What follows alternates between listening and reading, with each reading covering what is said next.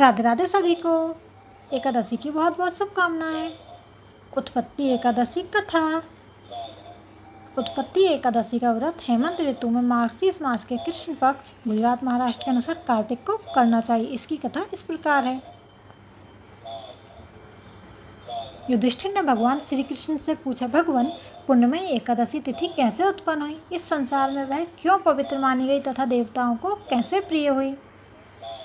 श्री भगवान बोले, कुंती नंदन, प्राचीन समय की बात है। सतयुग में मुर नामक दानव रहता था। वह बड़ा ही अद्भुत, अत्यंत रौद्र तथा संपूर्ण देवताओं के लिए भयंकर था। उस काल रूपधारी दुरात्मा महासुर ने इंद्र को भी जीत लिया था। संपूर्ण देवता उससे परास्त होकर स्वर्ग से निकाले जा चुके थे और शंकित तथा भयभीत होकर पृथ्वी पर विचरा करते थे। एक दिन सब देवता महादेव जी के पास गए। वहाँ इंद्र ने भगवान शिव के आगे सारा हाल कह सुनाया।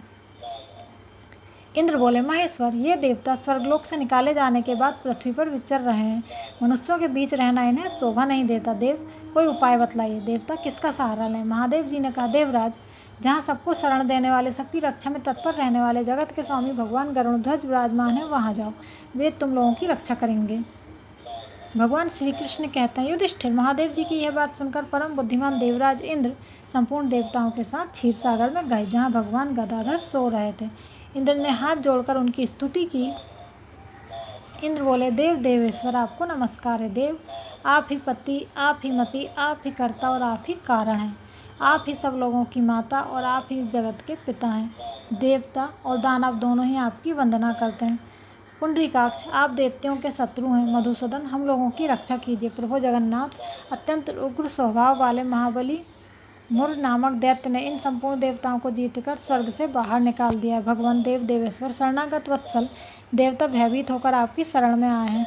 दानवों का विनाश करने वाले कमल नयन भक्त वत्सल देव देवेश्वर जनार्दन, हमारी रक्षा कीजिए, रक्षा कीजिए। भगवान, शरण में आए हुए देवताओं की सहायता कीजिए।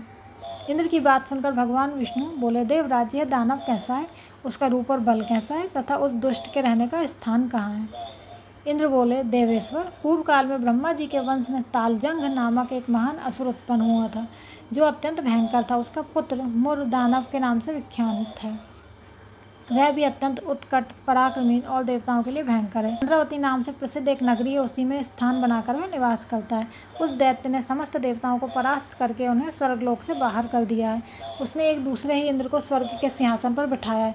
अग्नि, चंद्रमा, सूर्य, वायु तथा वरुण भी उसने दूसरे ही बनाए हैं। जनार्दन, मैं सच्ची बात बता रहा हूँ, उसने सब कोई दूसरे ही कर लिए हैं। देवताओं को तो उसने उनके प्रत्येक स्थान से वंचित कर दिया है।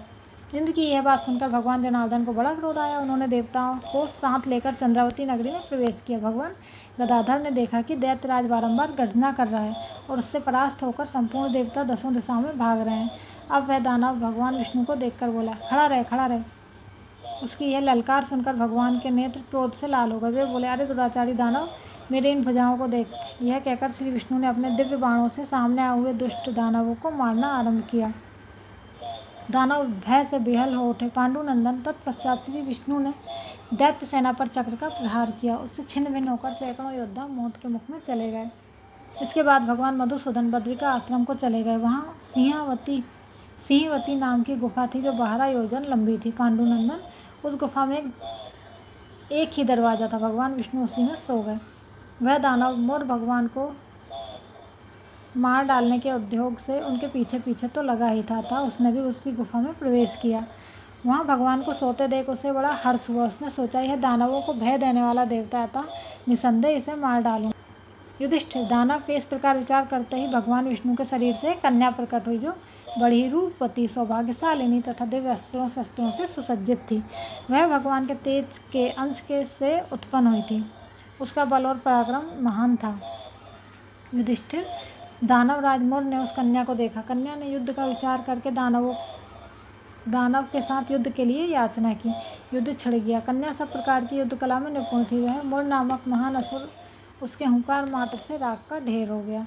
दानव के मारे जाने पर भगवान जाग उठे। उन्होंने दानव को धरती पर इस प्रकार निष्प्राण पड़ा देखकर कन्या से पूछा, मेरा यह शत्रु अत्यंत उग्र और भयंकर था, किसने इसका वध किया?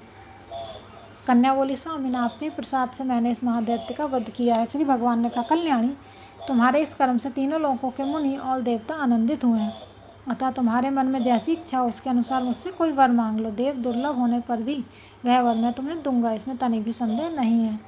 वह कन्या साक्षात एकादशी ही थी। उसने कहा, प्रभु यदि आप प्रसन्न हैं तो मैं आपकी कृपा से सब तीर्थों में प्रधान, समस्त विघ्नों का नाश करने वाली तथा सब प्रकार की सिद्धि देने वाली देवी हूँ। जनार्दन, जो लोग आप में भक्ति रखते हैं वे मेरे दिन को उपवास करेंगे, उन्हें सब प्रकार की सिद्धि प्राप्त हो। माधव, जो लोग उपवास, नक्त भोजन अथवा एक भुक्त करके मेरे व्रत का पालन करें, उन्हें आप धन, धर्म और मोक्ष प्रदान कीजिए। श्री विष्णु बोले, कल्याणी, तुम जो कुछ कहती हो वह सब पूर्ण होगा। भगवान श्री कृष्ण कहते हैं, युधिष्ठिर, ऐसा वर पाकर महाव्रता एकादशी बहुत प्रसन्न हुई। दोनों पक्षों की एकादशी समान रूप से कल्याण करने वाली है।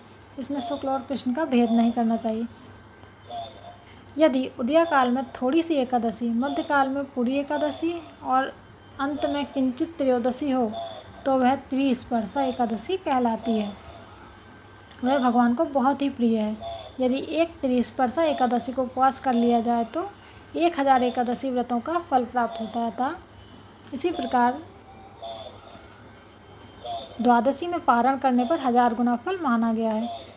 अष्टमी, एकादशी, षष्ठी, तृतीय और चतुर्दशी ये यदि पूर्व तिथि से विद्ध हों तो उनमें व्रत नहीं करना चाहिए। परिवर्तनीय तिथि से युक्त होने पर ही इनमें उपवास का विधान है। पहले दिन में और रात में भी एकादशी हो तथा दूसरे दिन केवल प्रातःकाल एक दंड एकादशी रहे तो पहली तिथि का परित्याग करके दूसरे दिन की द्वादशी युक्त एकादशी को ही उपवास करना चाहिए। यह विधि मैंने दोनों पक्षों की एकादशी के लिए बताई है।